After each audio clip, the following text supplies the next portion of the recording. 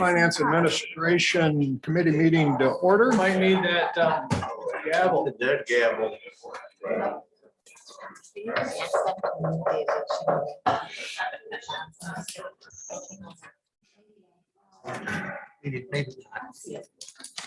At this time, we will take any public comment.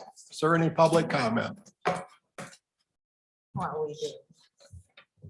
Seeing none, need a motion for the consent items, the approval of the agenda and the approval of the last minutes. So move.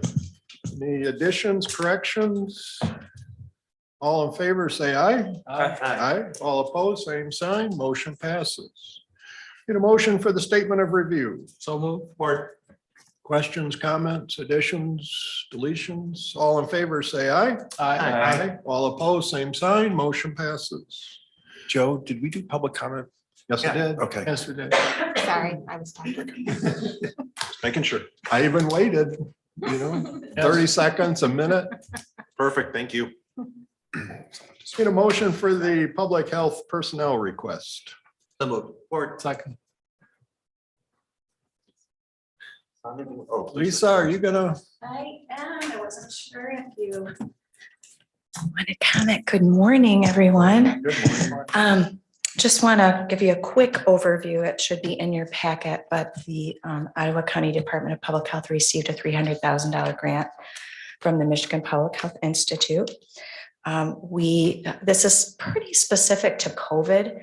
However, we're hoping that the work that we do under this grant will expand and develop our programs and services to better serve all of the people of Ottawa County.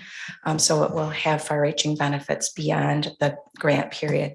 It is a 2-year grant period. I believe maybe only Joe was at Health and Human Services, and I stumbled because I wasn't sure if it was a 1-year or a 3-year. Well, it's a 2-year, so I had it wrong.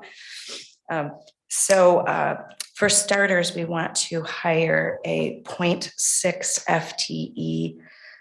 Is 0.6, right? Yeah, okay. 0.6 FTE, a coordinator for these funds. During COVID, we know that it disproportionately impacted individuals from various populations, particularly those who are Black, Indigenous, people of color, those who have low resources, people experiencing mental health conditions, people experiencing homelessness, people with substance use disorders, and people with disabilities. And these are the populations that we really want to work with. We want to bring their voice to the forefront of our planning so that we can better address their needs and close those disparate health outcomes. So this is the purpose of the grant, and we ask you today to approve this 100% grant funded position to perform this important work. Any questions? Once again, when the grant is done, the position is done. That is correct. The positions will be done. However, as I mentioned, we're really hoping that the work that we can do in this grant will help us, not just the health department, but our entire community to do a better job of reaching the populations that I mentioned. Any questions for Lisa? Thank you, Lisa. Thank you. All in favor, say aye. Aye. All opposed, same sign. Motion passes. Need a motion for the Ottawa Area ISD Work-Based Learning Program. So move. John, is Zach, are you I think gonna? Zach's gonna present this. Good morning, I'm Zach, the Assistant HR Director. I'm super excited to bring to you, I call it a partnership. There is no formal agreement that's being made with the ISD, but it is part of the plan of the students, the plan that I'm hoping to incorporate here at Ottawa County. So we're always looking for a talent pipeline to get talent within the organization. And so one talent pipeline that we have yet to tap into are people less than 18 years of age. So we've done pretty good with the college age, and we'll continue to develop that. But with the ISD, they have their tech center programs. And some of the programs, either they have freedom for the student to come work on site with an employee to learn part of their job, so work-based learning. Or there's also the capstone project. So if they don't have a second year program, program. They can come on site for the whole time they would be at the ISD and learn from an employee their job. So as soon as they graduate from high school, they're able to easily join the workforce, which would be really great. So this would be a great pipeline for talent into the organization and all of the different departments.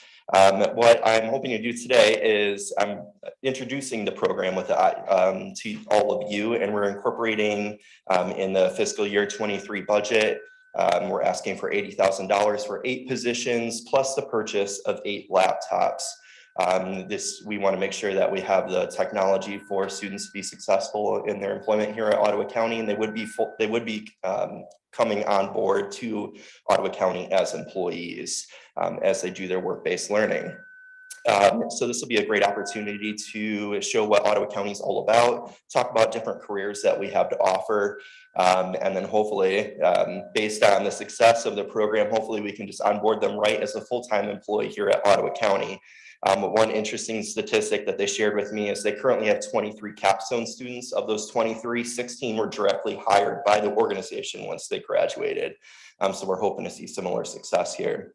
As for the item before you today, we're asking for about $3,800 from fiscal year 2022 budget for 4 positions. So that would just be to get us through a 1 month, through the month of September to October, and then we'll include $80,000 in the budget for fiscal year 23. But I just wanted the opportunity to share what this program is all about. I'm excited about this new talent pipeline to get people excited about working for Ottawa County and market us as an employer. Any questions? Go ahead, Doug. So we have half of the folks going into sheriffs and the other half going to various departments. Mhm. How scalable is this? I mean, if this is a success, how many departments could bring in more students in the future? Yeah, so we definitely have a lot of interest when it comes to the sheriff's office, like you mentioned. So we wanted to be sure we dedicate 4 to the sheriff's office that will be included in their budget. The other 4, we're planning on putting in a part-time line under HR and then move those funds later on. We want to make sure we can be as flexible as possible. We don't know where the students, where their interests lie. We don't know if there'll be 1 in facilities, 3 in parks, or what will happen, 1 in HR. So we are hoping to grow the program later on. Of course, we want to be careful with our taxpayer dollars and our budget and not scale it too fast, but and based on student interest as well.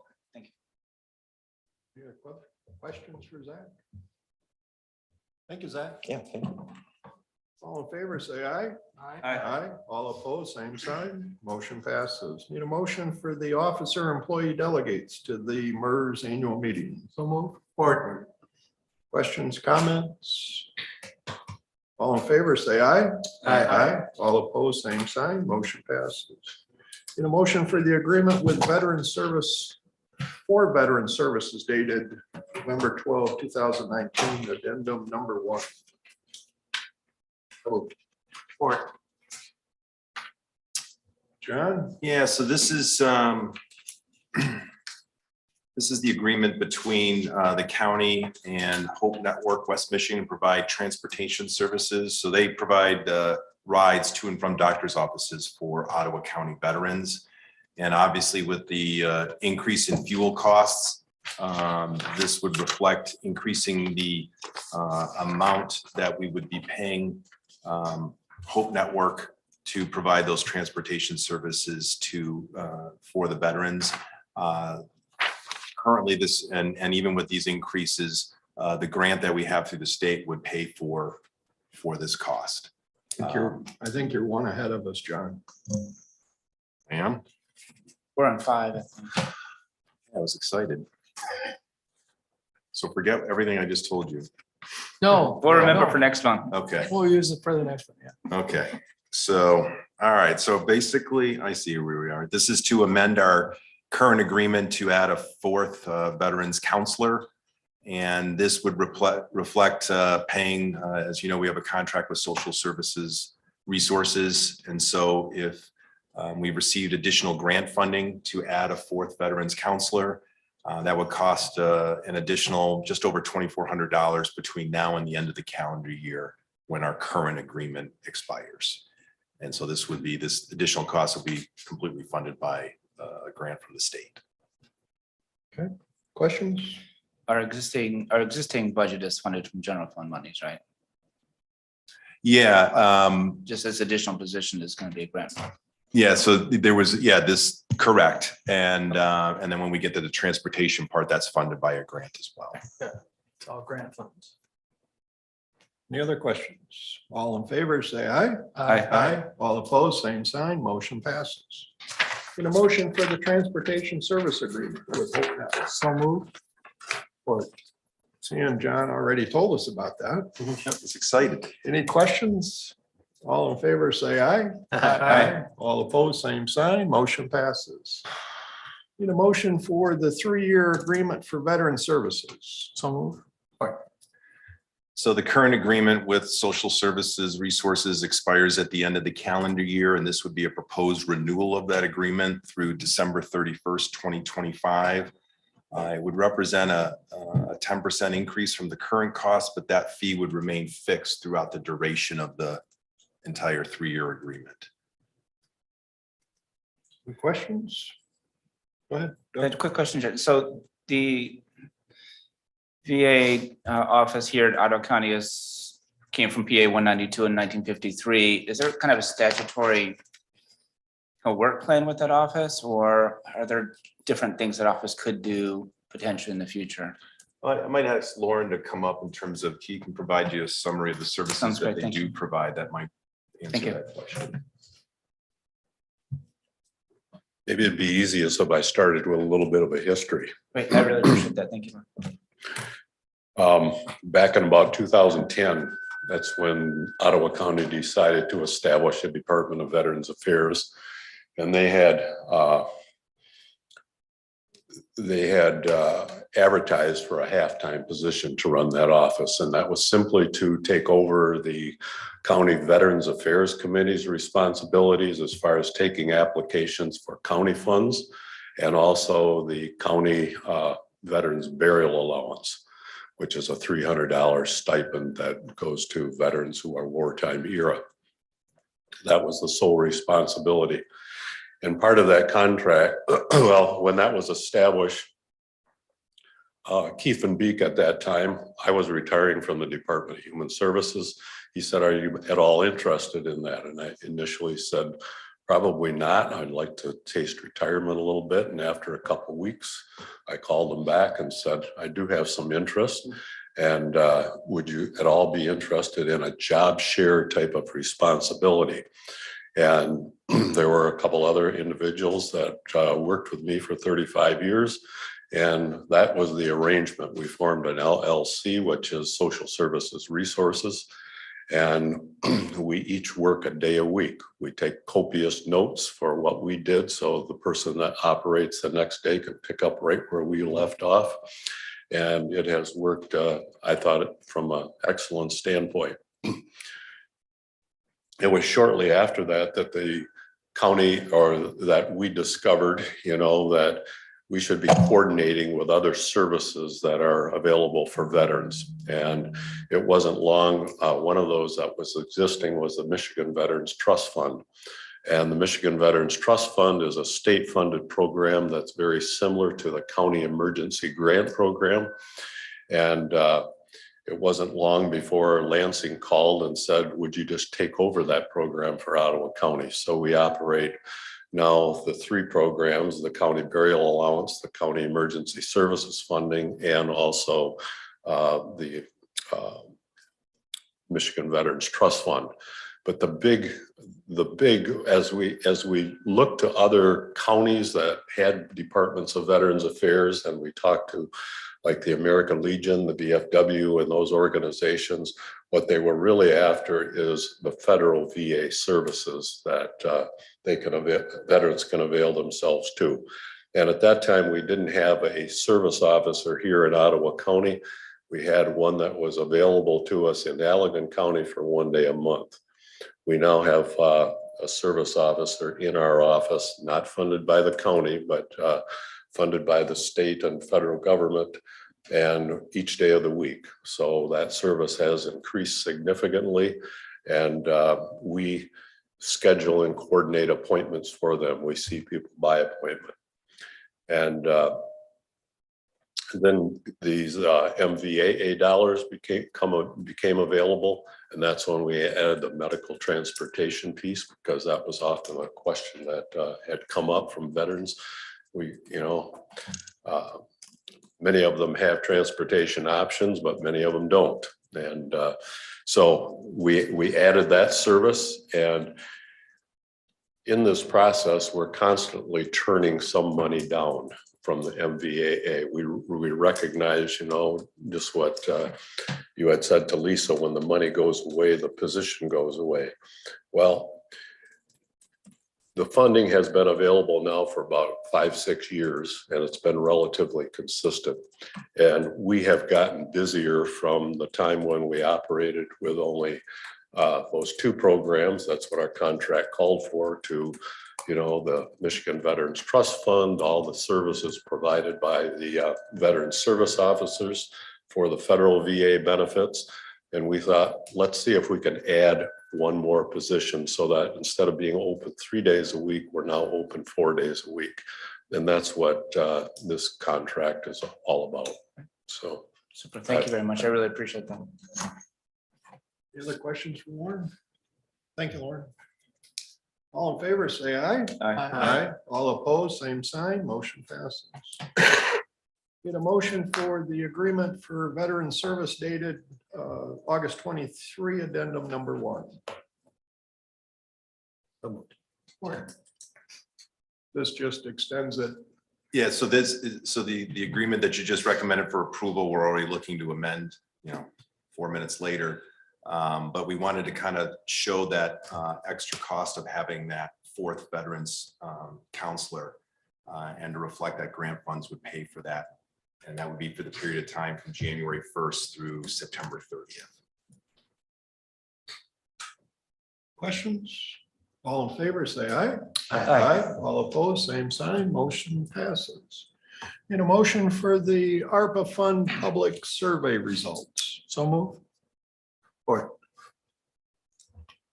And I think Paul's here, but his department did do a public survey, and I'll have him go through there, where we asked the public to essentially rank 4 of our 5 buckets, the broadband, the affordable housing, the human service needs, and the budget stabilization. So Paul, if you wanted to come up and maybe give a brief summary of that, and we'll see what the public's preferences were in terms of the priorities. Thank you, John. Good morning.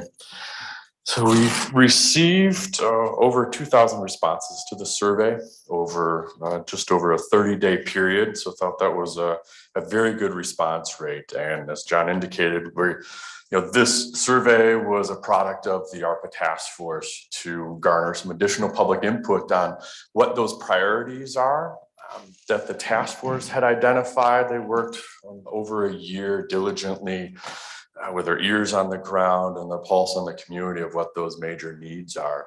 And the survey was released to the public to help get an idea of how the residents feel about those prioritization areas. And affordable housing was ranked at the top, with about 70% of those 2,000 respondents saying that that was either important or very important, followed by human social service needs, then broadband and business stabilization. Within the packet, I won't go through every one of these subcategories, but there are additional questions asked under each of those main buckets on how important is X to the residents. So for example, if we look at housing, there's a question of how important is it to create additional housing stock, affordable housing stock for local workforce and residents in need. And there's was ranked positively by the respondents. Additionally, there's a question, a subcategory question under affordable housing on how important is it to ensure housing stability for community residents through public-private partnerships, also ranked fairly well.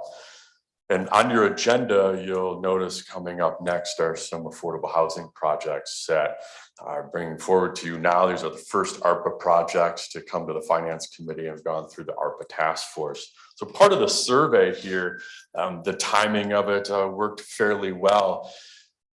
see how the public felt about these priority areas. And then with these housing projects that have some time constraints, the survey is used as a general gauge, if you will, on public sentiment towards these projects that just help decision makers to understand the value from the public's eye on these projects, especially those several housing stock and stability questions coming forward to you today. Any questions? I'm open to them.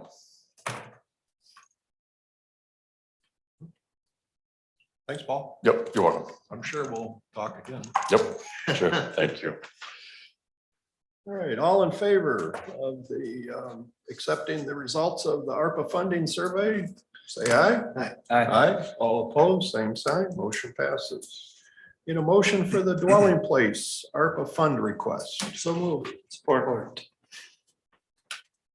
So this was a request, and I'll come up in just a second, under our affordable housing bucket, to use $2 million of our funds to provide gap financing for a $14 million affordable housing project in Holland, 46 units.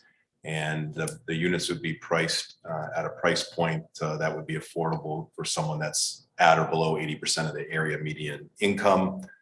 They do a plan to apply for a payment in lieu of taxes with MISHDA. There's a pretty lengthy process to do that, and they have to submit that, I believe, by October for the first round.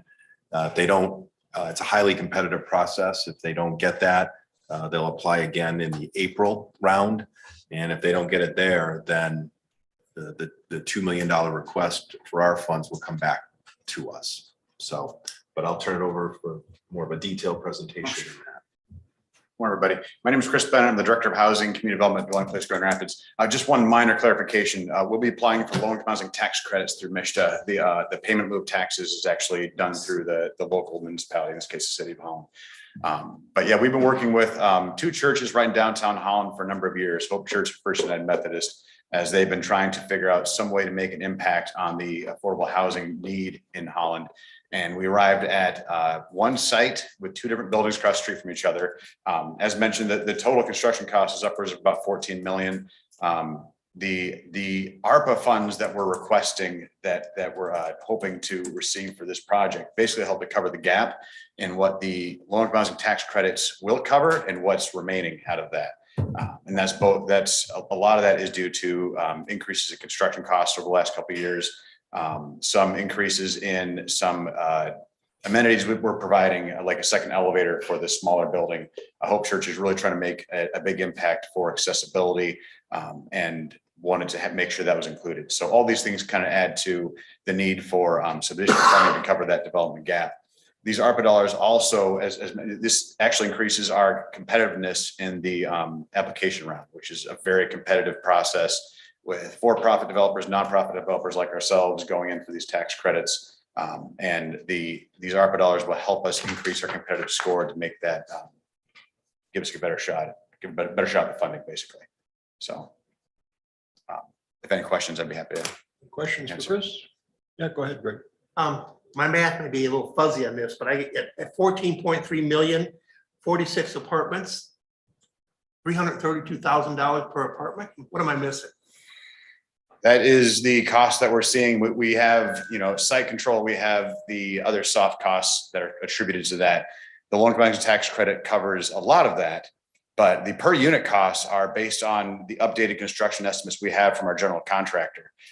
The other soft costs in the project are like legal costs, the acquisition and that kind of thing are based on either our previous work that we've seen in other similar developments that we've done over the recent years, or in terms of site control, we have one church that donated their property to the project and the other church that gave us a half off discount basically of the appraised value.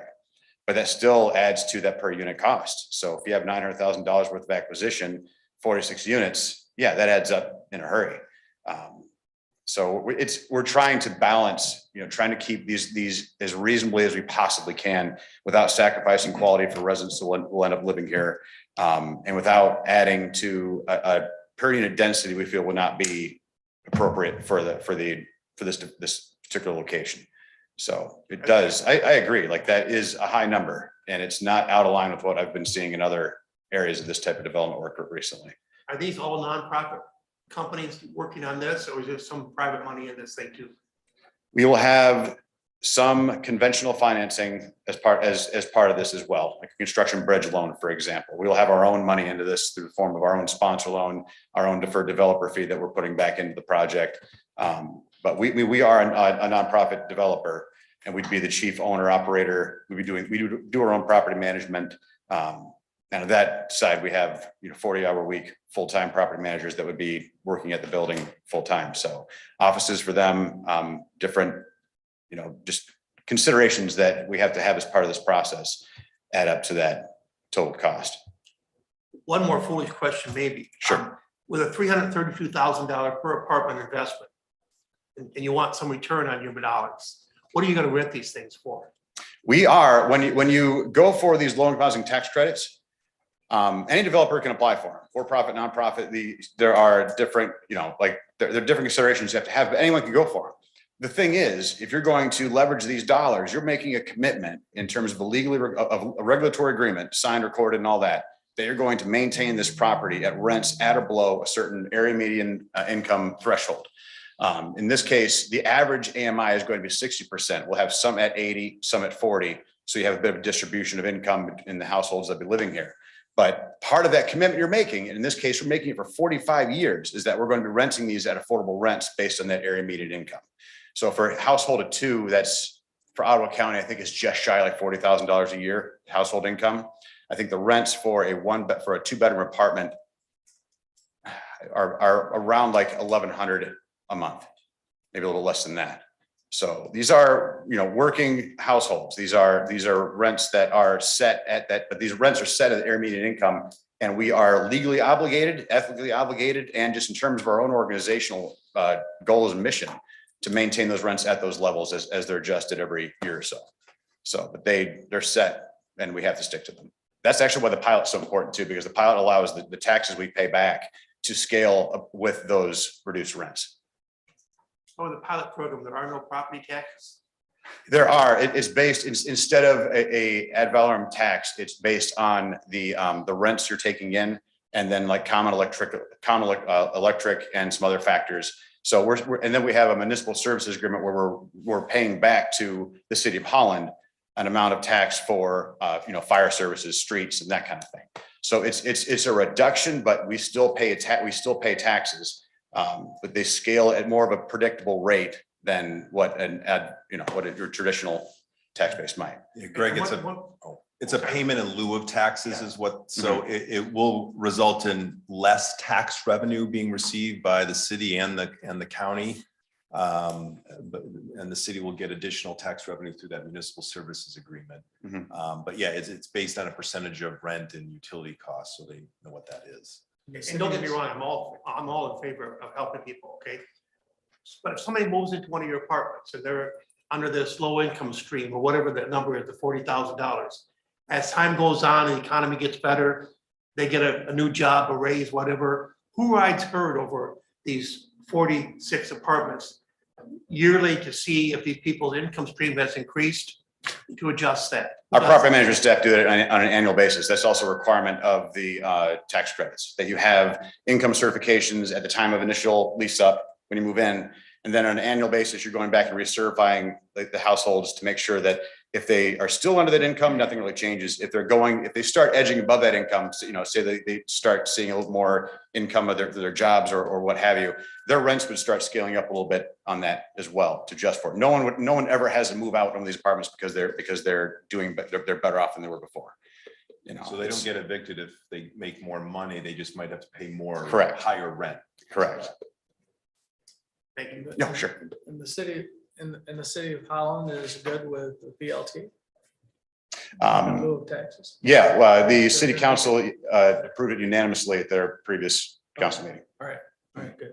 And planning has approved it and everything too, correct? Correct. That was also a unanimous vote. Okay. Any other questions? Thanks, Chris. Thank you. All in favor, say aye. Aye. All opposed, same sign. Motion passes. In a motion for the Samaritans Arpa funding request. So moved. So this is sort of a similar concept, at least. They're requesting $1.5 million in gap financing for an affordable 43 one-bedroom and 10 two-bedroom affordable housing units in Spring Lake. And that would be also up to about 80% area median income. I think they'll have a variety of residents in there at different income levels, not to exceed 80% area median income. And then 8 of those 53 units, 8 will be set aside for people with special needs or disabilities. They're also applying for low-income housing tax credits from MISTA, MISTA. And I believe they're also getting a payment in lieu of taxes through Spring Lake as well. And we had the same contingency with this, that they'd apply for the tax credits through the October funding period with MISTA. And if they don't get it, they'd apply again in April. And if they're not able to get it then the request would be withdrawn at that point. So I don't know if we have anyone from Spring Lake here, but. Oh. Good morning. Joel Lautenbach, Executive Director of Affordable Living Development for Samaritans. So a little bit about the project. The Presbyterian Church of Spring Lake owns the land next door to the church. And they've been looking to develop affordable housing for community members for some time.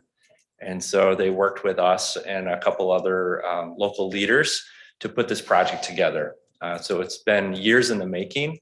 We're really excited about the project. As Chris mentioned in previous comments about the dwelling place project, it's very similar in character, focusing on people earning from 30 to 80% AMI. The rents are controlled through MISTA for the 45 years. So people that move in are certified based on their income, and that's an annual process. So there's a lot of controls. One point that I would like to make is that it's very competitive to earn these tax credits. And so the investment of ARPA dollars really leverages the resource of tax credits into Ottawa County to create this. Across the nation, 90% of affordable housing is built using affordable housing tax credits. It's the chief mechanism for this type of construction. And so Ottawa County has to compete with any other county and any other city across the state of Michigan. And when it comes to scoring these projects, they tend to go towards very dense, larger locations. So the city of Detroit or the city of Grand Rapids. And so this is an opportunity really to bring resources to Ottawa County. It's usually about 75 to 80% of the equity comes from tax credits. But in order to realize those resources, the ARPA grant really takes the application and makes it competitive so that we can get these resources to flow here. So it's a unique opportunity, certainly is meeting the needs of our most vulnerable residents. And I'm also joined by a manager of the Village of Spring Lake, Chris Burns. And so I'd like to just briefly, with your permission, invite her to make a few comments about the local support for the project. Would that be okay? Mm-hmm. Chris? Good morning, Chris Burns from the Village of Spring Lake. And I just wanted to express our support for the Samaritans project. We've been working with them for about a year now, but we've been working on this particular site with the Presbyterian Church for many years. This is our second, hopefully, LIHTC project in the village during my 10 years of tenure. Council and Planning Commission have been wholeheartedly supportive of this project, recognizing that if we open up these affordable units to Northwest Ottawa County, that there will be a trickle effect, that as folks move into these units, you know, seniors that are going to be able to age in place, that opens up other housing stock in Northwest Ottawa County for maybe first-time home buyers or young families that are looking to move into the area.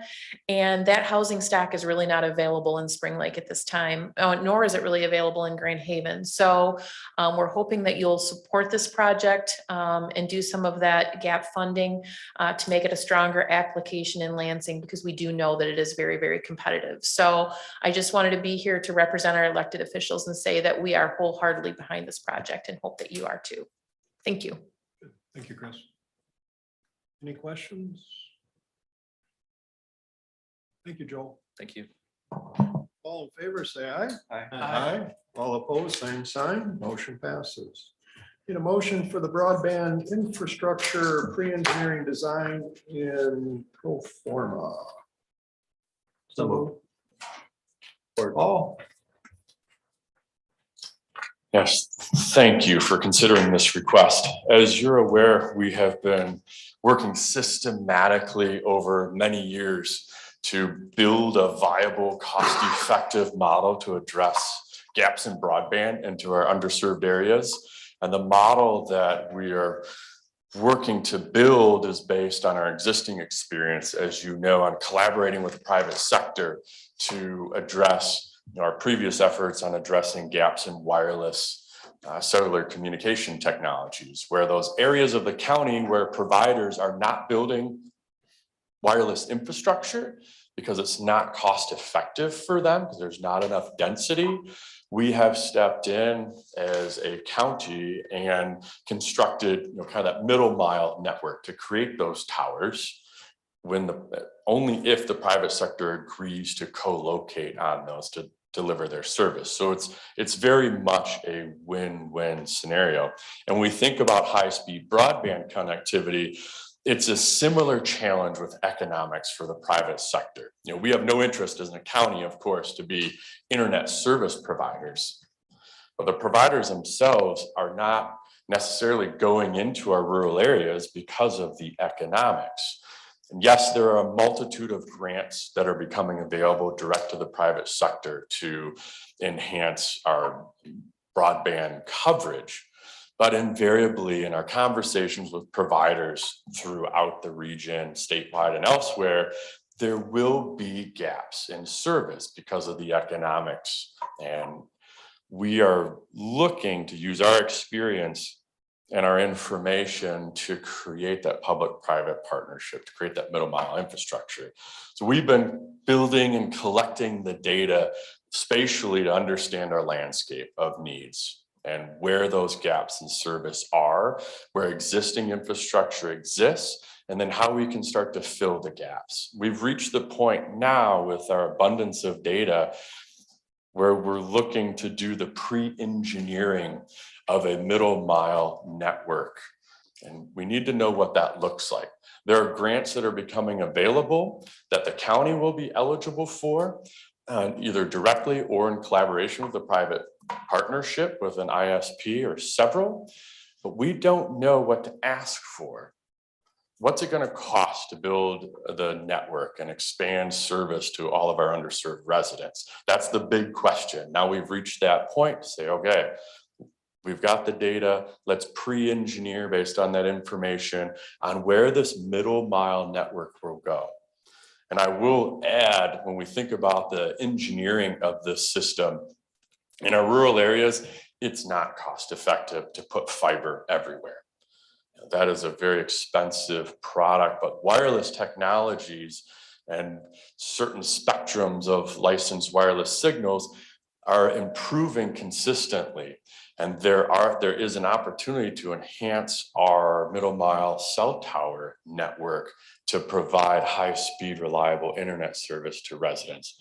So this request before you is for us to partner with Graybar and Fujitsu. They're two organizations that we've been working on through our technical consultants, Doug Weber with Urban Wireless Solutions, and have met with this group multiple times. They have the resources, the expertise and capacity to take our information and do a high-level middle mile pre-engineering design that will give us spatially where this network can go, where it should go, what the cost will be, and then the pro forma as well that looks at the economics. For instance, how many providers would we need to partner with us in these various locations? What would we have to charge for that rent system? What are the maintenance costs of the middle mile network over time? So this is a great step that we're at this point on working towards our broadband issues. And if you have any questions, please let me know. Paul, is it fair to say we're doing a separate request for information, if you will, or qualifications directed towards internet service providers that that are Yes. gauging their interest of, if we build this middle mile infrastructure, will you co-locate your equipment on our middle mile infrastructure, so we know if there is a market to do this? Yes, perfect. Thanks for bringing that up, John. Very important point. So we've been running parallel with meeting with Graybar and Fujitsu on what it would cost to do a high-level pre-engineering design. At the same time, we worked with fiscal services to release the request for information, as John mentioned. Which providers are interested in working with us? We're getting responses, and we know we need to knock on a few more doors. And when we have the information on the engineering design, that's what many of the providers have said. Well, where are you looking to go? What does this middle mile infrastructure look like? What are the financials to it? So that high level engineering would be helpful to bring in those ISPs, as John indicated, to have a conversation. Because what we don't want to do, similar to our experience in tower construction, we did not build any cell towers unless we had agreements with at least 2 providers, because that gives us the return on investment for that infrastructure. Same with this middle mile design. We won't build it and wait for them to come. We'll build it in collaboration with the private sector. So that's very important. Questions for Paul? Thanks, Paul. Yep, thank you. All in favor, say aye. Aye. All opposed, same sign, motion passes. Need a motion for the eviction prevention program, ARPA fund request. So move. Or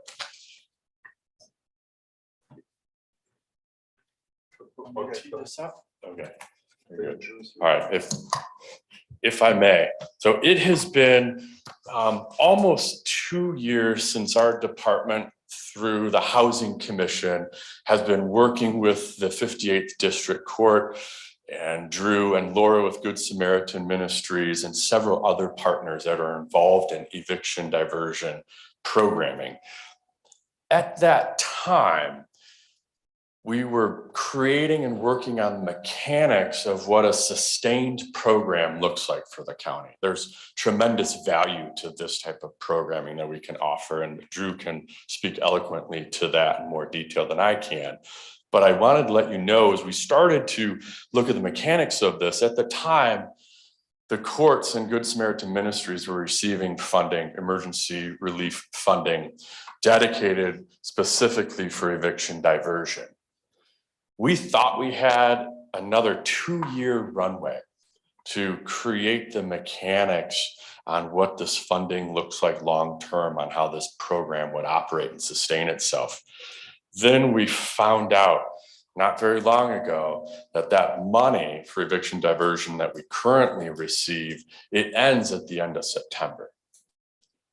So, and that's one of the reasons that this group is here before you today, to talk through what this kind of gap funding, if you will, comes into play, and the value of doing that, and then allowing to provide the additional runway for the partners to create the financial mechanics of a sustained program. So I'll let Drew speak to the other details.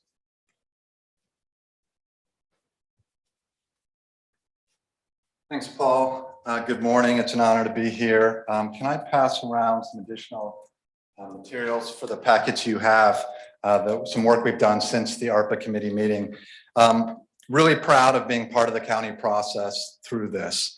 It was great to hear the survey results. I think it says a lot about Ottawa County that so many of the survey participants were homeowners, and yet really emphasized the need for affordable housing and sustainability eviction prevention. I think it says a lot about the incredible community and county that we're all a part of. We're proud to partner with the 58th District Court and really represent them in this request. It's been a phenomenal private county nonprofit partnership over the last 2 years in COVID prevention. And the county has led prevention court programs before, it does now very successfully, particularly around mental health treatment. And so this is an expansion of those services. We continue to serve all populations. For instance, in our eviction prevention work, over 29% of those we serve are folks on disability. And that's a really important population that we serve, and a large portion of the population served through our eviction diversion. As Judge Canola loves to say, or probably pains him to say, housing is the foundation of everything. And when housing shakes or crumbles, all the rest of life begins to fall. That if we can keep that foundation of housing stable, we can help really people build forward. And the national statistics and local statistics that support that in all areas of life really emphasize that point. Whether it's 11 to 22% of people that face eviction lose their job, or the impact on their health, or the trauma on their family. One of the worst parts of my day at Good Samaritan is walking through our lobby and seeing that we have toys in a play area. It pains me that we have to have that in a lobby because of the families coming in from the street or their cars or the mission to receive services. We've seen two trends in the last 2 years of doing eviction prevention with the courts. One is the incredible growing need. Our requests for prevention services have grown. In 2019 and before, we were averaging about 2,500 a year. In the last 10 months, we've received over 4,300 prevention calls. That trend line continues to grow. At the same time, we've tracked the number of court cases around this. And from 2019 to 2021, court cases have dropped 30% because of the ability to intervene before an eviction happens. And so ultimately, what we've learned over the last year with the 58th District Court and our prevention work, we've always been operating in a way that there's a non-payment of rent. Folks are taken to court right away. They face an eviction. They often become homeless, and then they receive services. So we are providing services once somebody has lost it all. And it costs the community and the county and the courts quite a bit of money in that, let alone the impact on the family. The way we've been able to do it over the last year, 2 years that we want to do it going forward, a family has a non-payment of rent because of a setback, maybe a car breaks down or a medical emergency. We intervene before the courts need to and provide tenant landlord mediation, case management, financial assistance, payment plans, really to make sure that it's only a minor setback and they get back on their feet. Nationally, similar models have had a 95% success rate in avoiding evictions. We've had about a 98% in this county, and we have an incredible staff that's ready to keep going. It really does become financially sort of a pay now or pay later situation for a community. We've run the numbers for Ottawa County. It's about $8,900 to evict somebody and all that costs in health care, in shelter, in court. For a landlord, it's about $6,000 by the time you look at the lost rent, court fees, potential damages. Prevention, that averages less than $3,500. And that continues to go down as we build it sustainably over time. Nationally, it's about 1/5 to 1/10 the costs to avoid eviction versus take care of a homeless population. Over the last year, we've kept about 2,600 individuals housed in Ottawa County using the federal relief dollars. About 56% of those are kids. We've been able to do that by bringing a little over $16 million into the county of federal dollars. That's less than we were allocated, but the team was operating so effectively and efficiently. MISTA and HUD kept giving us more. I'm really proud of how excellent Ottawa County has operated with the courts and legal aid and Good Samaritan in this. That funding ends in September, but we know that we've built a better model and it's one that's sustainable. You see the budget there. We had some incredible conversation about the budget at the Arpa committee and the sustainability, and I can answer any questions about why we feel confident in these numbers. In the time since that meeting on Thursday, there were some questions about the private funding that you see there to support this. Since our Thursday meeting, we've been able to receive pledges in about $220,000 contingent on ARPA funding from a private donor. A couple of private donors additionally have permission to make requests to other foundations contingent on receiving ARPA funding. We're highly confident in the sustainability of this model and know that it can be the way we can operate for many, many years to come as a county. Questions for Drew? The gap funding comes to these folks to help them out. Does that come to the land, does it go directly to the landlord or to the tenant? Yeah, great question. So what we do is we do a full income assessment with the tenant to make sure that they qualify, that the need is really there. We pay the landlord directly in those cases. And then we work out with the tenant a payment plan, a repayment plan for most of it that can take place over time. It may be over 6 months where they're managing a $50 a month fee to pay it back. That's part of what refills that bucket that we can then keep using going forward. Yes. Anybody else? Any other questions? Just Drew had brought up, there was a lot of discussion at the task force about this and about the budget, and not so much on the merits of this. I think there's a huge need for this.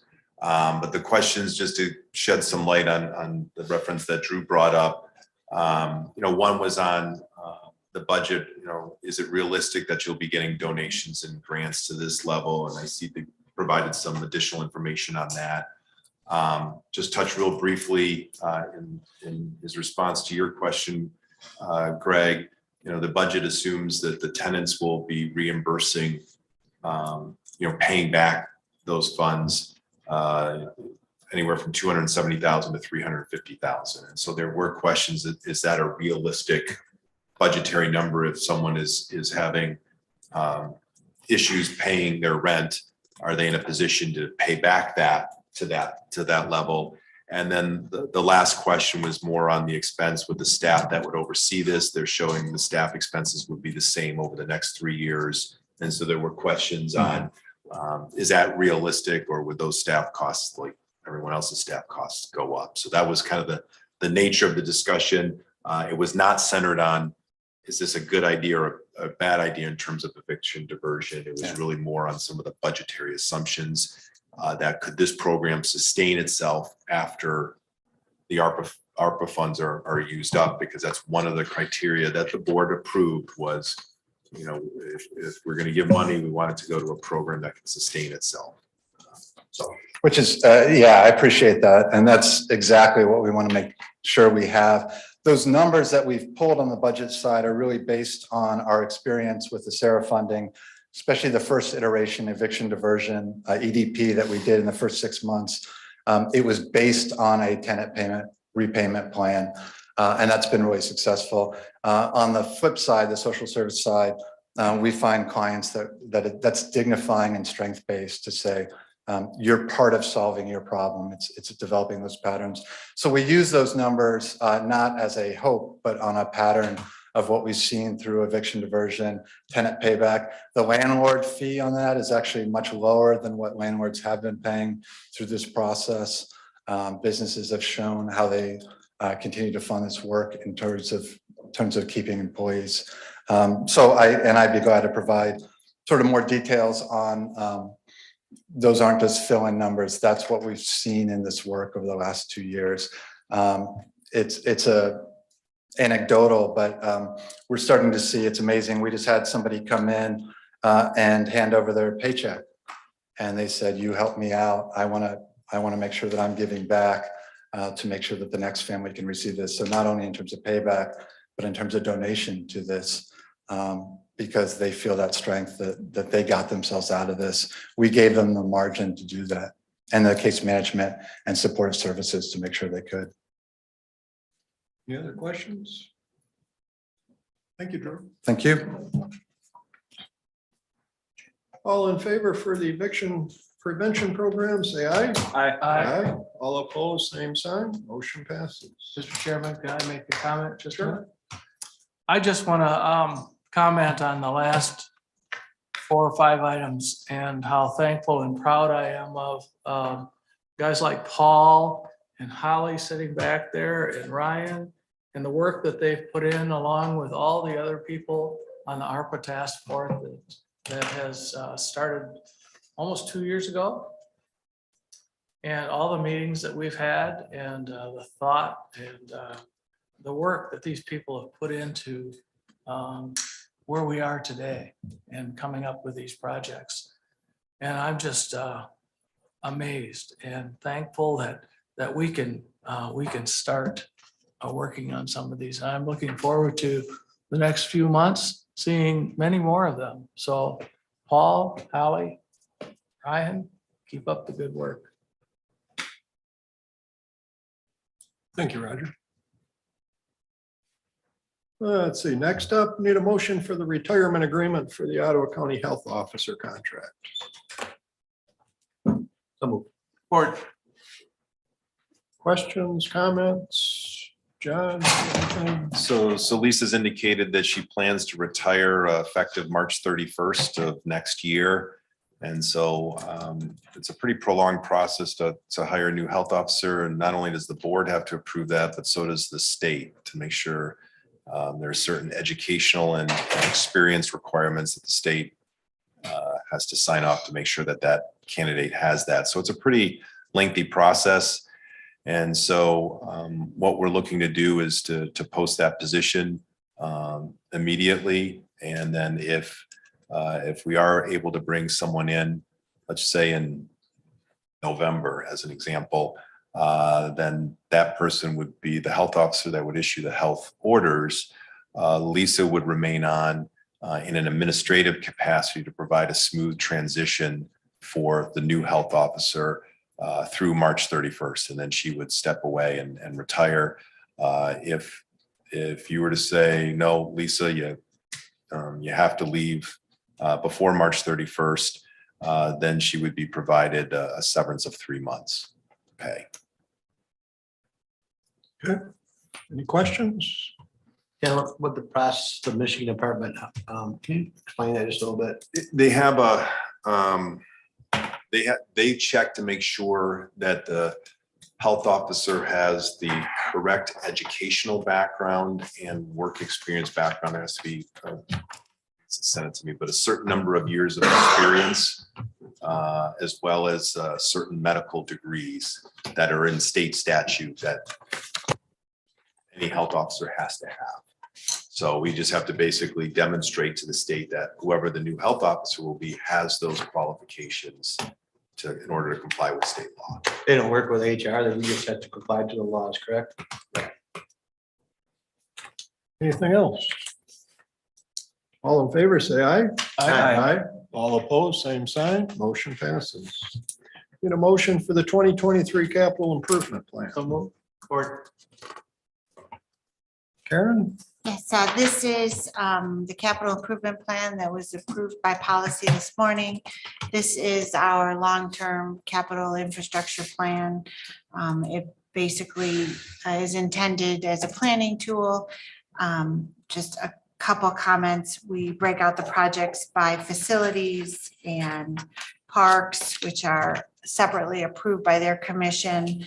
Planning, the crime prevention through environmental design is a separate category funded by the insurance authority, the IT project, and the Department of Strategic Impact projects. So there is 2023 would be folded into appropriations for the fiscal year 2023 proposed budget.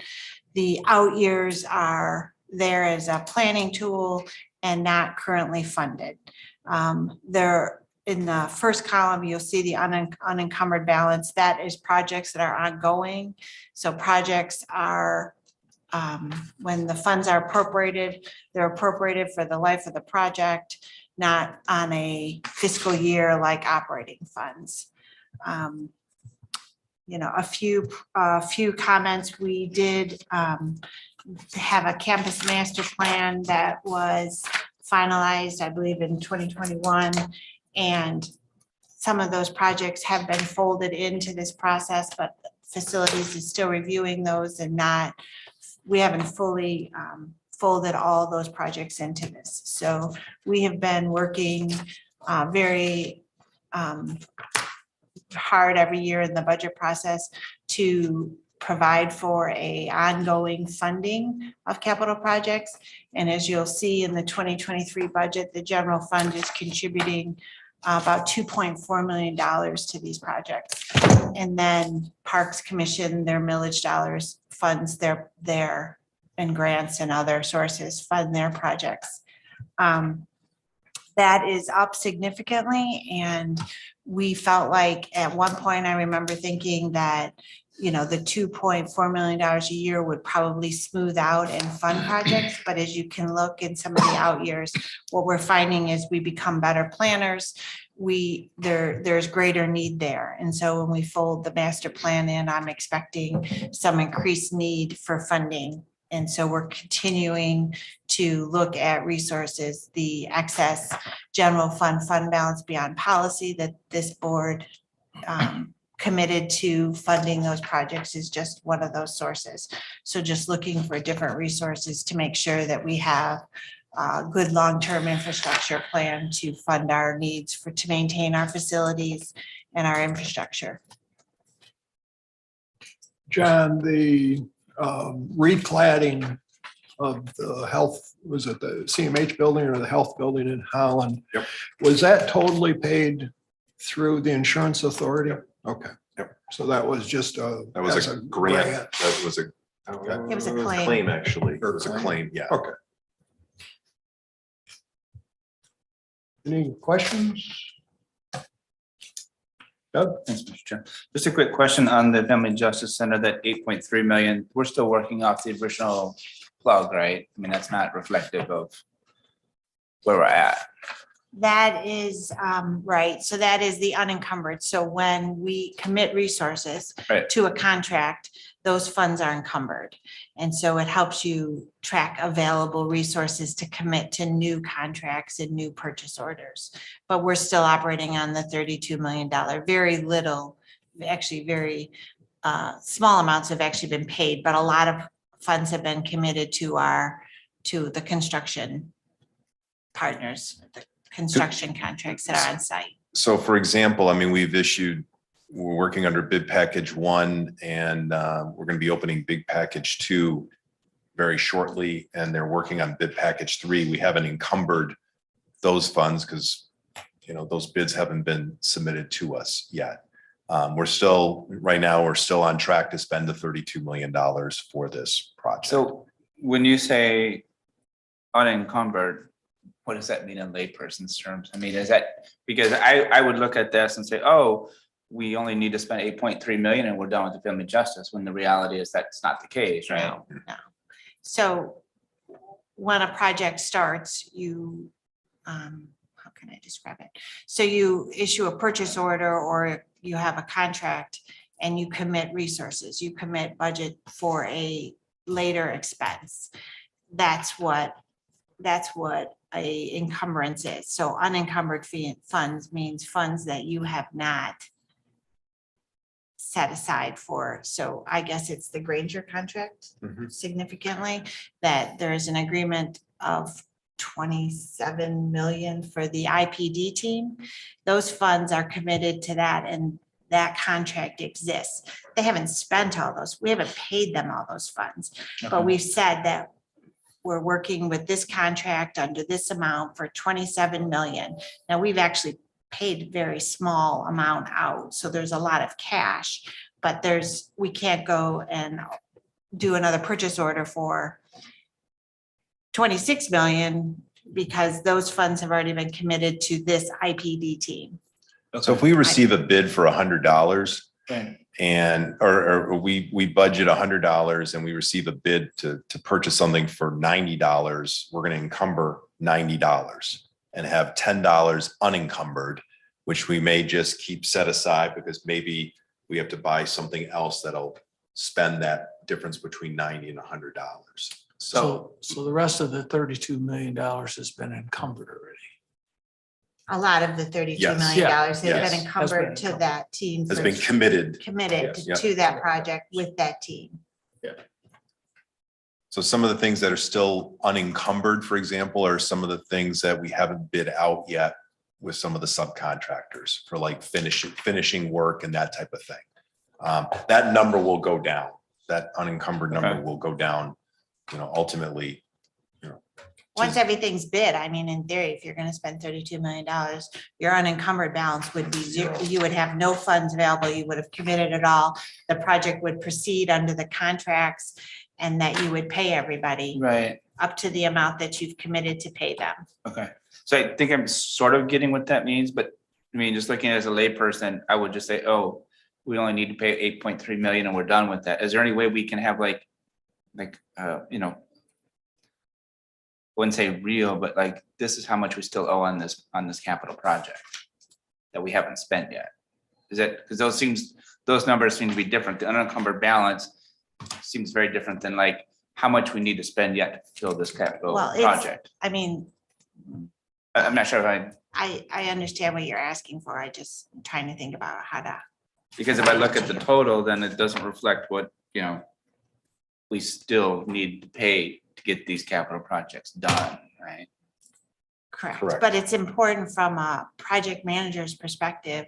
Okay. If you're living within a project budget, you want to know the contracts you've already awarded and what Okay. that commitment I'm just kind of looking at it from a is. resident standpoint, when they look at this and like, oh, we only need to, we're almost finished off with that obligation, but we're obviously not, right? So. Right, this wouldn't, this wouldn't be the place to go to see that number, to see the Okay. cash remaining in the projects. Okay, do we have the place for that residents could go to see like, oh, I see these projects and we haven't finished paying for them and this is how much the county still owes to finish off those projects, right? So I think that that's kind of a real-time number that kind of the residents are really, you know, I understand that, you know, from a project standpoint or from a contractor standpoint, this makes sense, but from a resident standpoint, maybe not, right?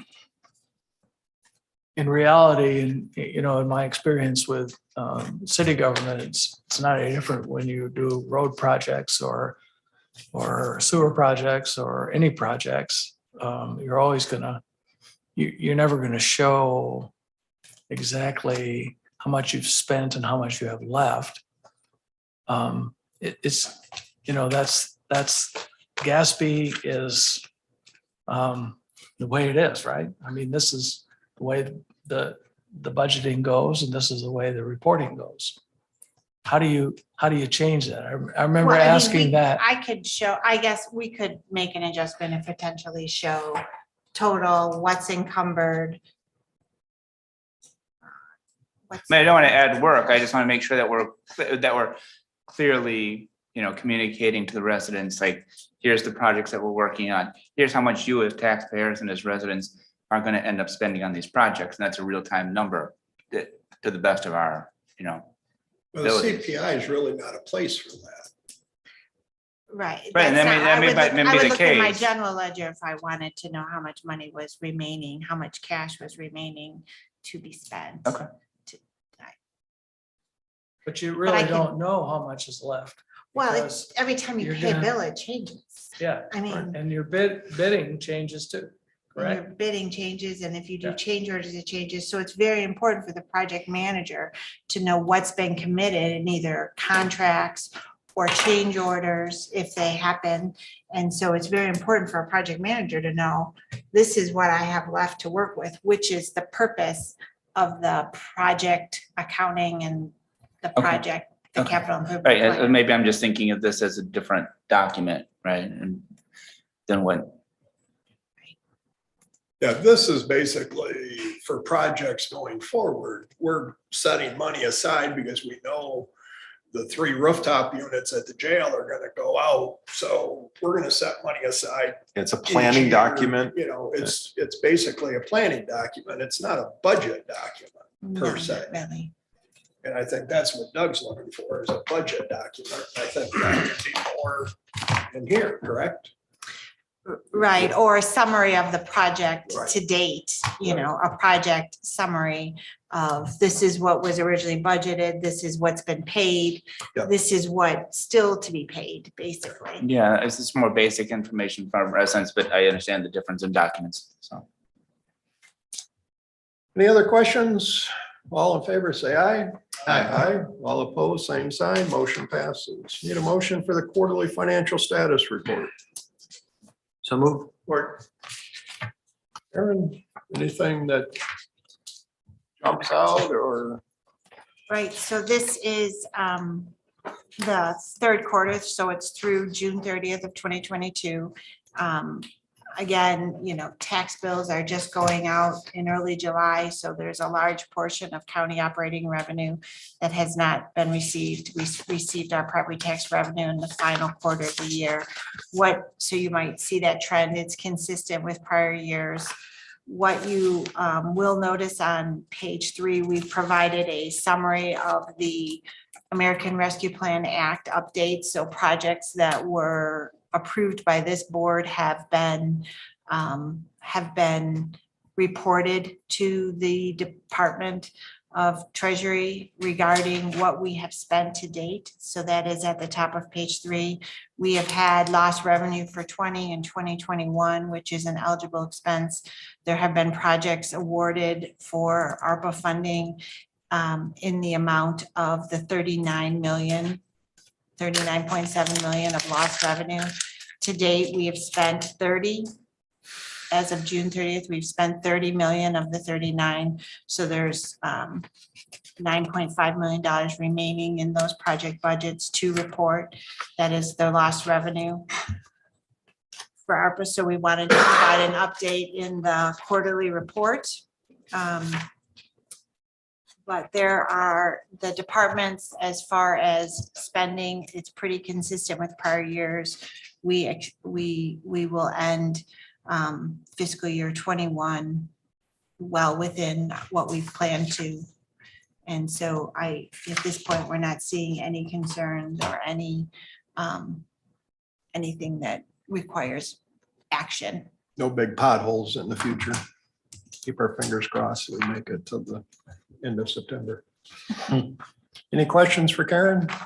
Mr. Chair. Yeah. Yeah, so when we look at the sheet for special revenue funds, the first one says, first line item is American Rescue Plan Act. And then we go down a bit more, it says General Fund Board Initiatives. Is there a sheet like this for the American Rescue Plan Act Revenue Fund? Or no, I have one for General Fund Board Initiatives, the 1070. But do we have one? So we have not provided that. Are you talking about for the budget, or are you talking about for the actual report here in front of you? I'm talking about the sheet right here, the fiscal Yes. 22. So the first one is the American Rescue Plan Act. Right. That's what I just spoke with, where we Right. have the lost revenue and have been reporting expenses Mhm. based on the projects the board approved. Right. The board initiatives, which is further down. So it's the general fund board initiatives. Right, the 1070. 1070, that are when savings occur in the American Rescue Plan Mhm. based on expenses reported there. The board has we've asked the board to set aside the 7.6 million. Right. That was the balance as of 9/30/21. Mhm. So as of 9/30/22, there will be additional requests to take savings that result from the American Rescue Act and commit them to the board initiatives. So that 22.4 million will eventually drop into the 1070, right? If Because that right is, now you have the 7.6, it's in there, yes, and assuming it would take, right, so. when we get to, amending the 23 budget, then we'll see that 22 drop into that slot. Right, so I was thinking that after the year ends and we know how much money is there, Okay, we would ask for the board's Okay, so we approval to got move those funds. 30 total, we've already done 22, so when we get maybe all that 30 expended, then it can drop into the 1070 If the- as revenue. That would be what we would present to the board, Okay, yes. great, thank you. Anything else?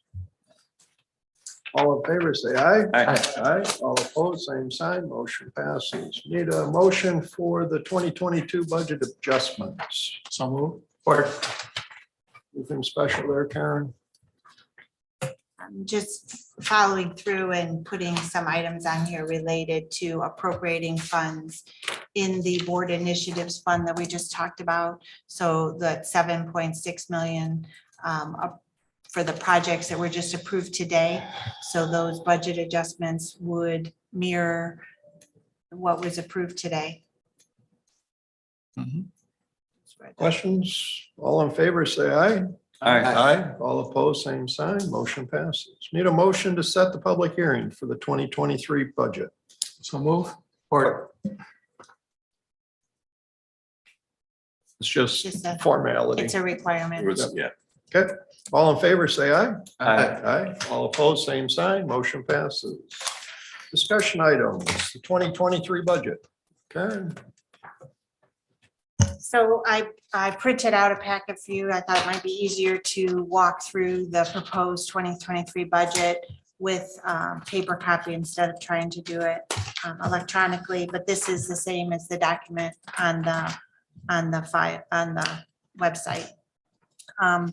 So it starts with the table of contents, and then we've provided a budget summary. We provided budget summaries for the general fund, and then a lot of special revenue funds. The county has 23 special revenue funds, basically funds that are committed to provide, like grant funds that are committed to providing services that the accounting rules require you to categorize as special revenue funds, the debt service fund summary, capital projects in table number 6 on your table of contents. We've talked about a consolidated capital projects fund that really is made up of what we would call county projects mostly funded by general fund transfers for those projects. There's also the parks. So the parks are funded by a millage. So we've separated that out to show that separately on page 35. The millage, it's important because that millage is dedicated to parks. So by not commingling it, we tend to track that separately in our accounting books. So I wanted to show it separately. When we adopt it, we would adopt it as one consolidated plan for the county. And the same is true for item C, which is 4690. That's the family courthouse project. Those are bond proceeds. They are required to be tracked and accounted for separately, committed for what the board approved. And so we track that separately in our accounting records, so it's easy to show on a budget summary. But then when it is adopted, we would adopt that all as one. So then there's internal service fund summaries, and then at the very back of the packet here, there's personnel requests, and then the capital improvement plan that supports the fiscal year 23 appropriations. If you turn the page 1 is the proposed budget for 23. So it's by all those categories I just talked about. The most important part is the green line there in the middle of the page. It talks about total appropriations of $254,649,309. That is a combination. That is the expenditure side of the budget. That is supported by revenues and reserves of the same amount. So I like to spend a minute talking about reserves because that's fund balance. So when you're spending reserves, I think I've said this every year, but there is in the general fund especially, there's a concern about spending reserves if they're uncommitted or unplanned for.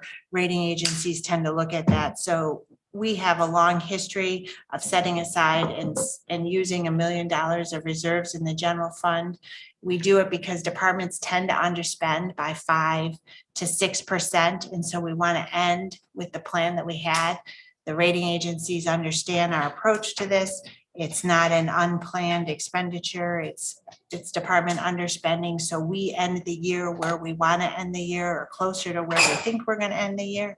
But you could get that question. So just making an awareness that is a plan, and it's discussed at the bottom of page 2, and I'll point it out in a minute. But special revenue funds, as I mentioned, so there's a use of reserves there as well. Those funds are special revenue funds by definition are committed. They're funds that are for specific purposes. So like parks is millage, and so that has to be spent on certain parks operations. That is a special revenue fund. Community mental health is supported by our Medicaid dollars.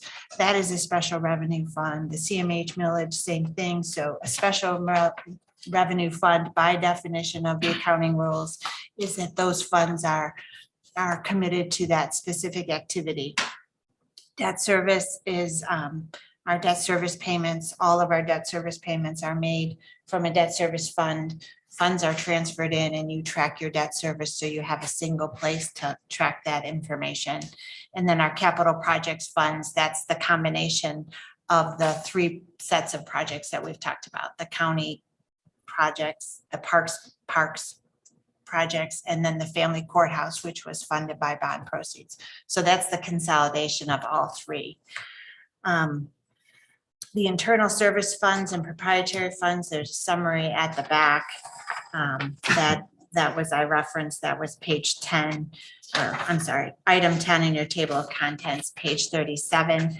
Internal service funds are funds where you collect money by charging everybody in a single across the county, and then you collect those as revenues, and then payments go out from the internal service funds. They're intended to support the operation. And if you included them in your budget, you'd basically be doubling your budget. So as an example, when health insurance is paid, it's paid from an internal service fund, but every county department has a health insurance line that is transferred to that fund to support that payment. So those are not required by the state to have budgets adopted by the board because of the duplication of expense. We budget them, we use them as a planning tool. We provide it here as information, but they will not be part of the budget resolution. So the summary, the $254,649,000 is the proposed budget for fiscal year 23. It's made up of a lot of different funds that are required for accounting rules that we track separately. So following those tabs is a a summary of all those funds. I was going to cover a few of them, of the significant funds that you may want to talk through. And the first one of those is the general fund. It's on page 2. So what you'll see just in the budget generally overall, where the change is from, or what's increased from the prior year. All of this isn't in the general fund. So before I talk about the general fund, I just want to talk about some basic overarching assumptions or changes from the prior year that you'll see. So we've based the budget on an operating millage of 3.9 mils. So the general fund operating millage, the budget has been based on an increased property values of 8.5%. So that is significantly, the property growth is significantly higher than it has been in previous years.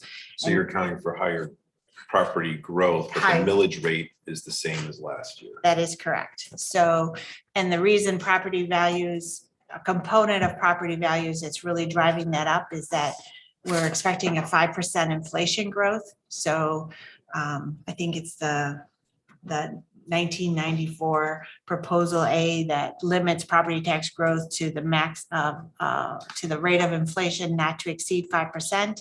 So we're in conversations with equalization. We're tracking that inflation that the state posts. We're expecting the 2023 values to be increased by 5%. So everybody who owns a home can expect at least that rate of inflation increase.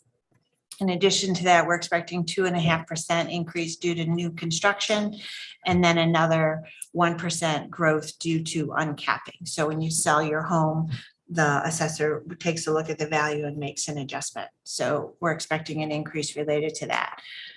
So property tax value growing, millage rate staying the same. So the budget is based on that 3.9% mills as it was in 22, with an additional 3% committed as we have in previous years, to the DB unfunded liability.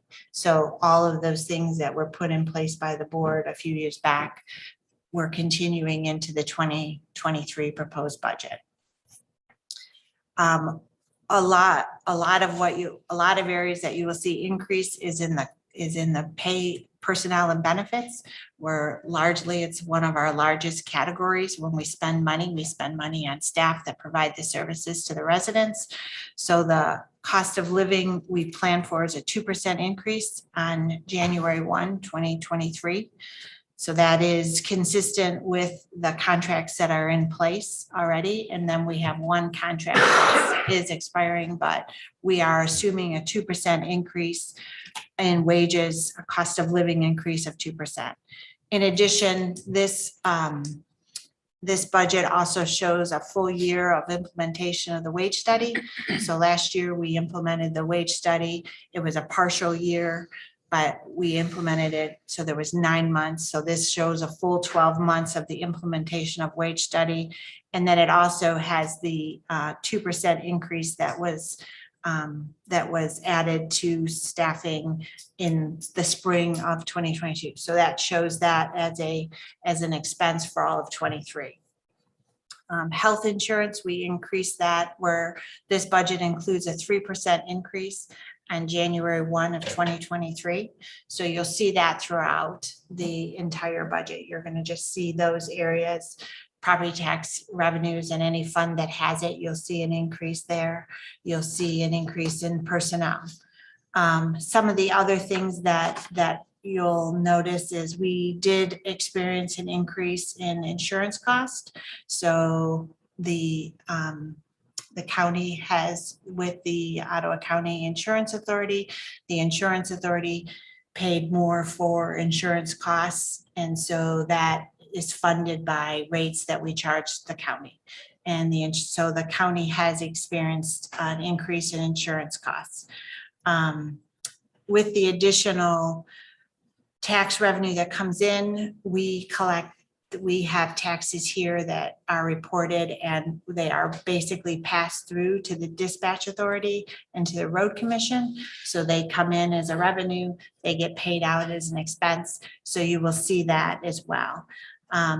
There's also been an increase in capital outlay proposed. That is we have the CIP that was just the 2023 CIP, which includes $3.8 million of increase in what we've spent in prior years due to the project and the nature of needs throughout the county. There is also almost $1.4 million, the landfill capital. So the solid waste, public utilities helps us manage the solid waste. The Southwest Ottawa landfill. Thank you, Southwest Ottawa landfill. And so there is some capital infrastructure that needs to be invested into that property. And then also Farmland Preservation, you'll see a capital increase there. They would like to preserve 2 farms instead of, I think in prior years, we've generally had about planning to 1 farm. That is funded by many sources, not tax dollars, but it's still from an expense side, you will see an increase because that revenue is reported and then the county appropriates for those dollars. The other main areas of increase is with the issuance of the $30 million in project funds for the family courthouse, we will start to pay that debt service in 2023. So that was just under $2 million.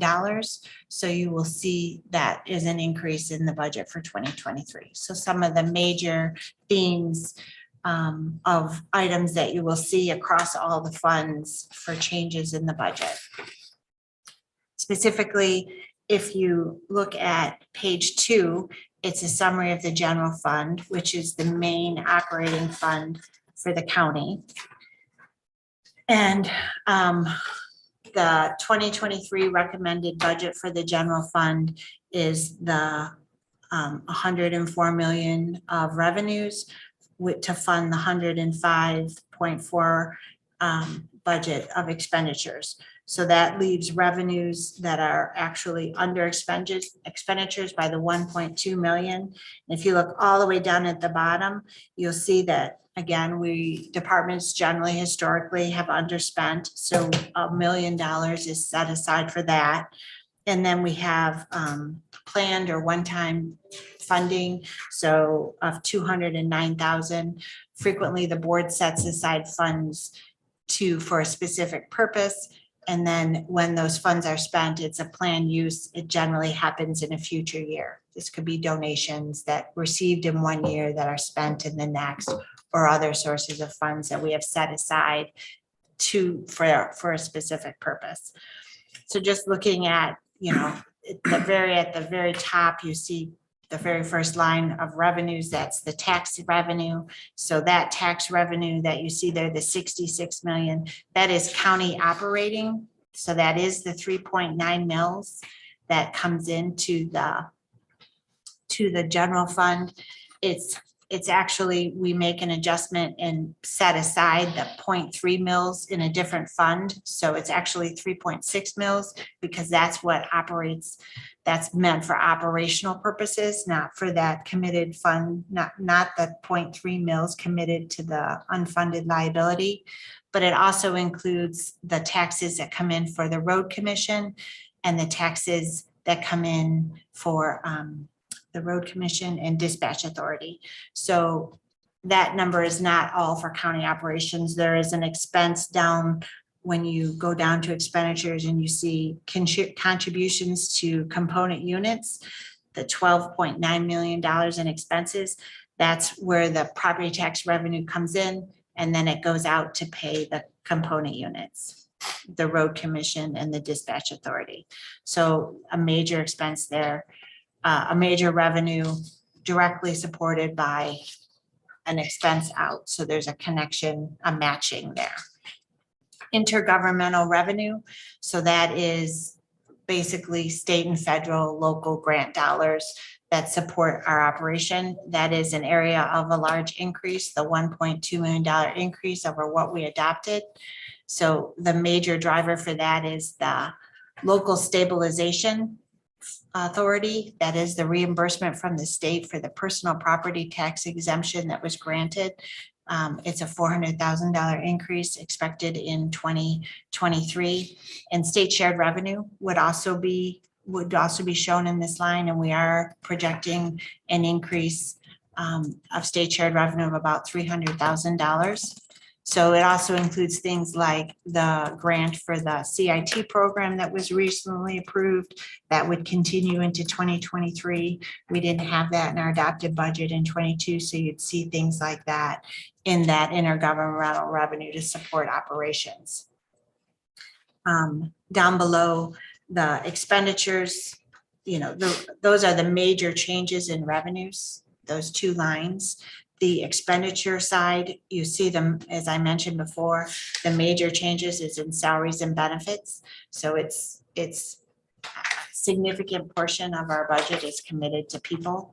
So we have salaries and benefits right at the top. The other changes are in supplies, minor changes in operating expenses. So but by and far, it is wages.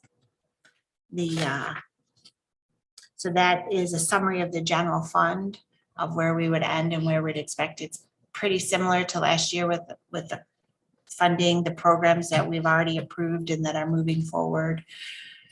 Is there any questions about the general fund? What would be some examples of the contracted services? So what would those changes be? No, what would some of the examples would be, like landscaping for buildings and So those kinds of things? yeah, they could be contracted services. So where we hire outside vendors to provide a service. Landscaping would be an example. Yeah. Cutting the grass. Would there be anything under the health department or community mental health would be contracted, any of those services contracted? They do contract for a lot of services, but they are it's a separate fund. So the health department, community mental health substantially have, They wouldn't be part of they are this not part of the contract. general fund. They're in Special the- revenue funds. in the back, so Okay. further back. All right. So like with IT, we've contracted for security specialists. That's part of this. So IT is an internal service fund, so all the departments pay into IT and IT pays those contractual services in there, so it would not necessarily be IT fund either, wouldn't be IT services. But it's an example. But it's an example, a great example of what would show up on contractual services line. Snow plowing the parking lots that we hire out would be an example of contracted services that would come out of here. Don't we use for the sheriff's department, for the patrol vehicles, don't we use someone who maintains those vehicles for us also? Didn't we do something several years ago, or am I? That's for maintenance and replacement, wasn't it? Yeah, we do work with Enterprise. Yeah. We, Would for that be a fleet contracted management. service also?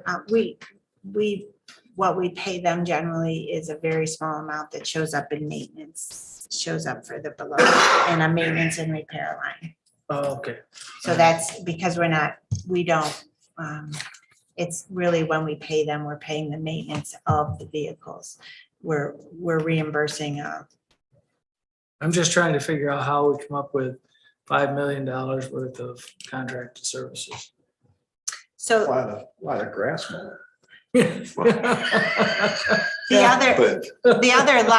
other very large piece, and I don't know the number off the top of my head, I could look for it, but when we charge indirect services, so when you approve that indirect cost plan, we actually have,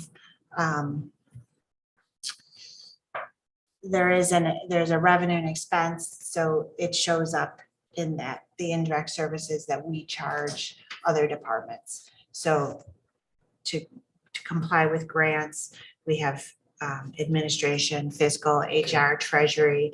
So that in effect becomes a contractual service too, Okay. Between departments. between departments. Okay, all right.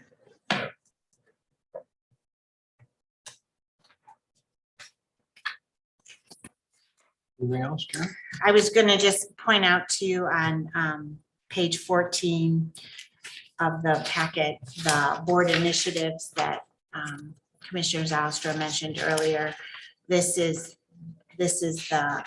no budget in the recommended 2023 column, but this is, as amendments come through, this is the fund that will be tracking the board initiatives of the ARPA savings. So we show it here because there is an amended budget in 2022, and we will track activity here. So just as a frame of reference, that continuation of that other comment, just to close the loop on that. On page 21, this is the landfill tipping fees is what we have called that. And we have consolidated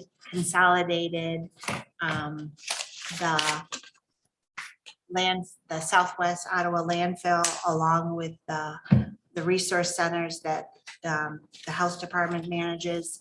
And we have looking to support that with the tipping fees that are meant to be through the solid waste management plan. So we're going through a process or initiating a process to work on changing those fees to support both, because the money that the board had set aside to maintain and to continue to support that Southwest Ottawa landfill are not sufficient to maintain it into perpetuity. So as defining or coming up with another funding source, the tipping fees hopefully in 24 will be available to support this fund. But this is 2023 and it's a consolidation of both of those activities. So basically, the fees that we're charging to maintain the Southwest Ottawa landfill and our recycling centers are not enough to cover those expenses. And we're going through an amendment process, as Karen mentioned, with the Solid Waste Management Committee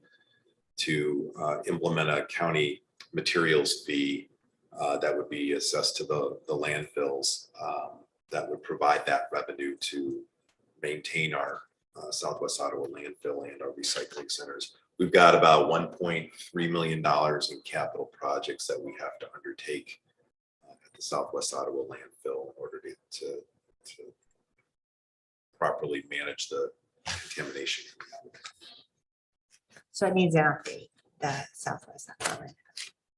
That pretty much common across the state, whenever you do these different projects, that the tipping fees have to be readjusted or. Yeah, and ours haven't been adjusted, I don't think ever, at least since the early 90s. Not that I can remember, no. Literally, so it's been 30 years and I think that's when they were implemented, but they've never gone up and not sufficient for the capital and operating costs of our landfill, let alone our recycling centers. So, and then on page 26, I just want to point out that is the Parks Fund, and this is the budget that was approved by the Parks Commission, and so I know that you rely heavily on them. I did want to mention,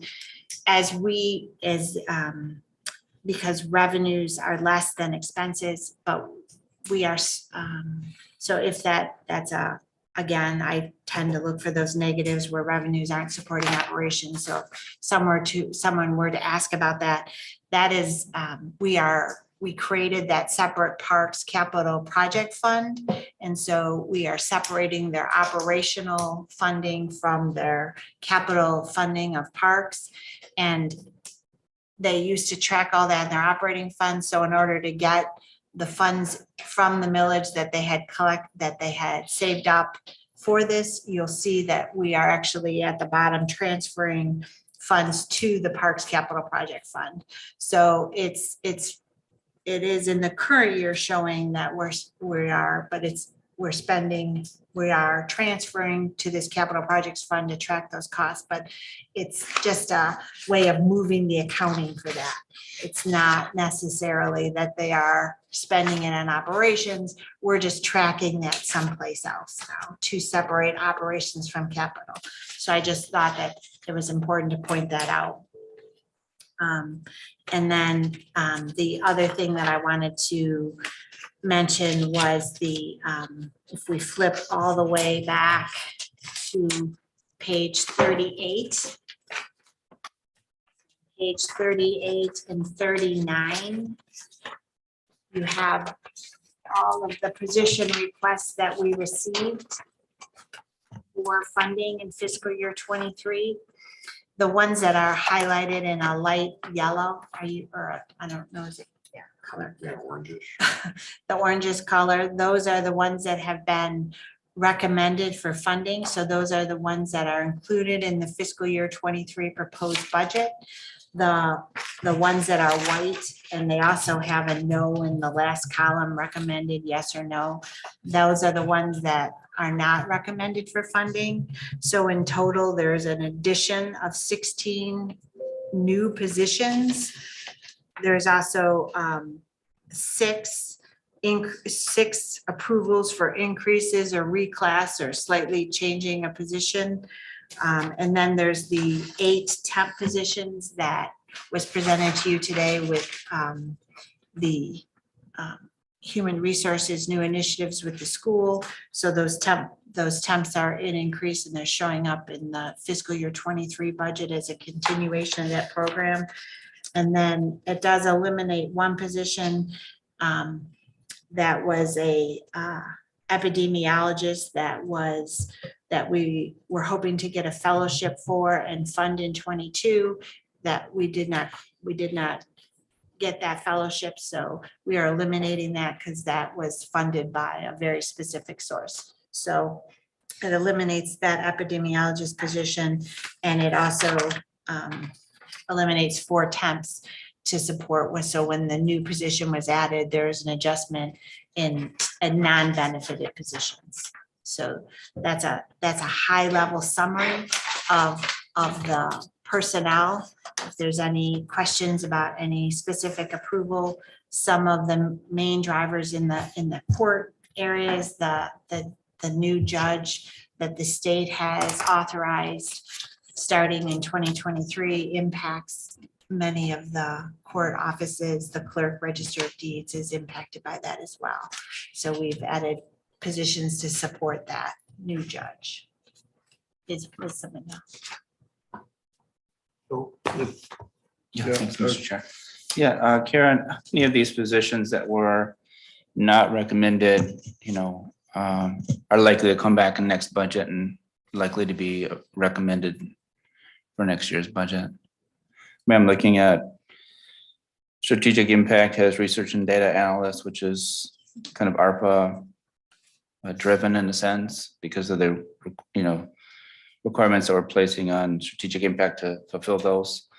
Public health emergency preparedness educator. I know it's federally funded right now, but that's also in a sense, COVID driven. So How many of those will we see next year and how many, will we be recommending next year? It just seems like there's a lot of positions that are not being recommended that, residents could definitely appreciate yet this year. So there is, the health department is separately, their positions funded by COVID funding. Right. That will be a separate item.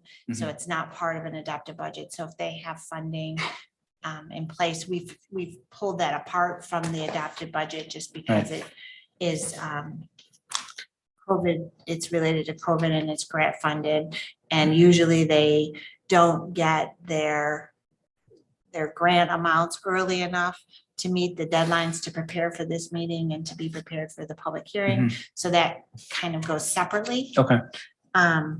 So frequently we do see positions come back. Right. And sometimes in the second year, I can't answer for 100% sure of how many of these we'll see come back in 2024. But sometimes you do, or sometimes you can see other changes that come about, but Sure. I don't know exactly. So if I know we have the September 30 deadline for county initiatives, if departments were to place positions as part of that county initiatives, how would that work out? So that if we have a position that's likely to be filled next year, but we have ARPA money currently as kind of a runway approach to next year, how would that, do you understand my question or no? If I understand you, you're asking, could we use ARPA funds or lost revenue funds Right. to fund some new position requests? To fund the ones that were denied this year and then Right. in anticipation of perhaps funding them next year with general fund, but using that as kind of a runway approach. My recommendation would be not to do that because it would violate one of the principal criteria that the board here correct. approved Yes. for ARPA funds, that it had to be a opportunity for the project to sustain itself long-term after the initial infusion of dollars is gone. And so. Well, if it's a runway approach, I mean, by definition, if we're transitioning to a general fund funding for next year, it is going to be sustainable. If, but I don't think if we use some ARPA funds now to fund some positions,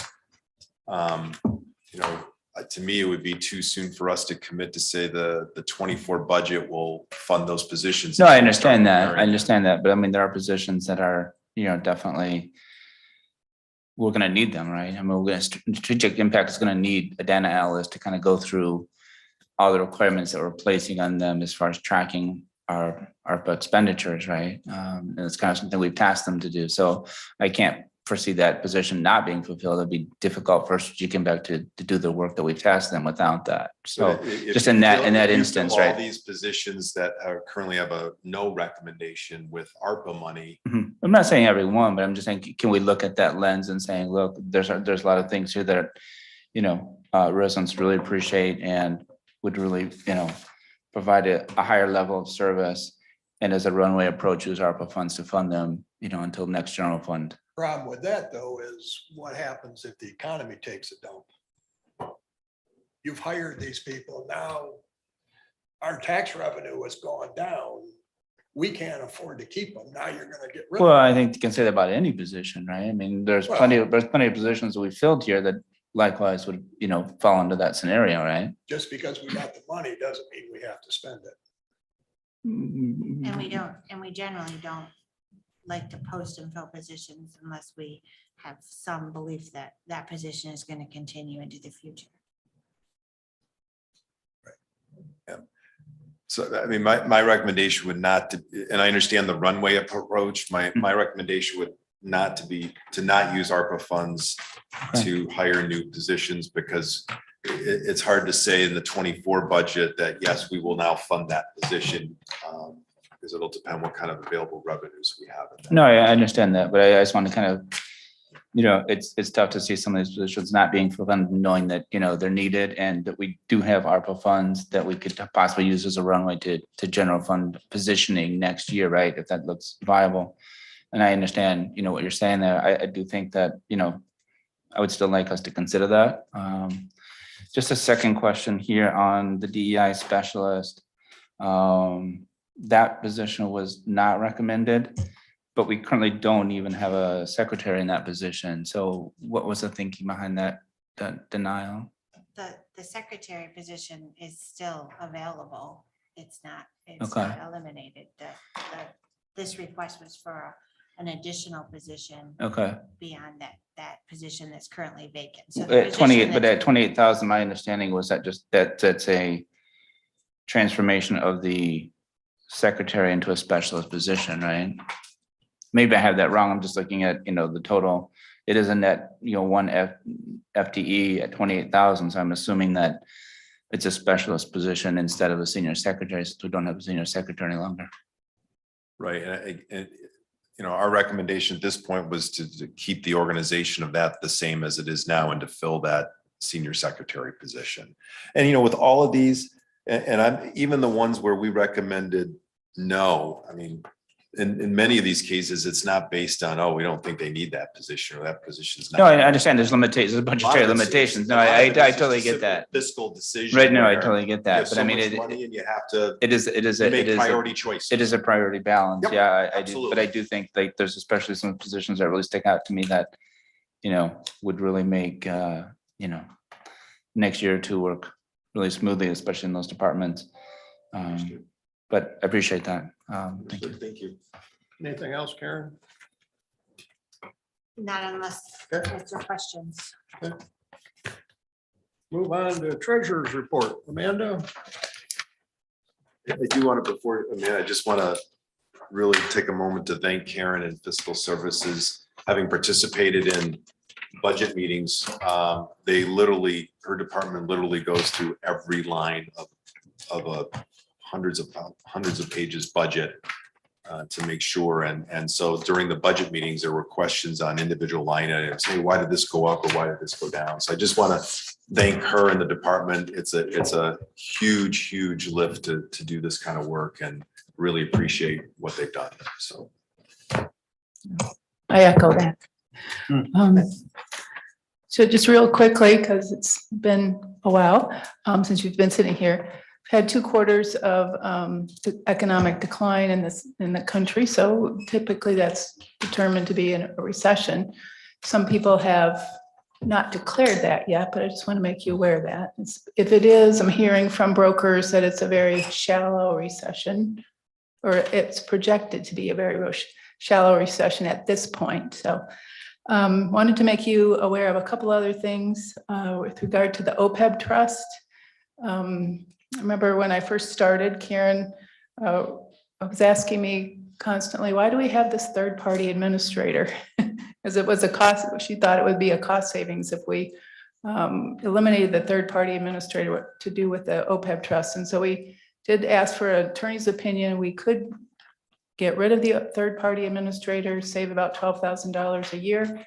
And then that now necessitates us doing a trust restatement, which is not a rewrite of the trust document, but it is an elimination of the third-party administrator from that verbiage in the trust document.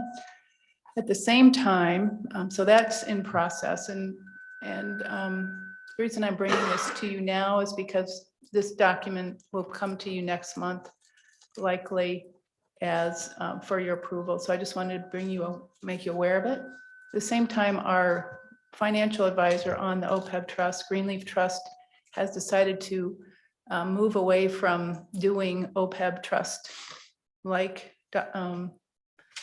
investments. And we will be doing an RFP for a new advisor on the OPEB trust. So all that's in process, and I just wanted to make you aware of it for next month. Any questions? Any questions? No. Thank you. Second opportunity for public comment. Any public comment? Seeing none, entertain a motion to adjourn. All in favor, say aye. Aye. Aye. We are adjourned.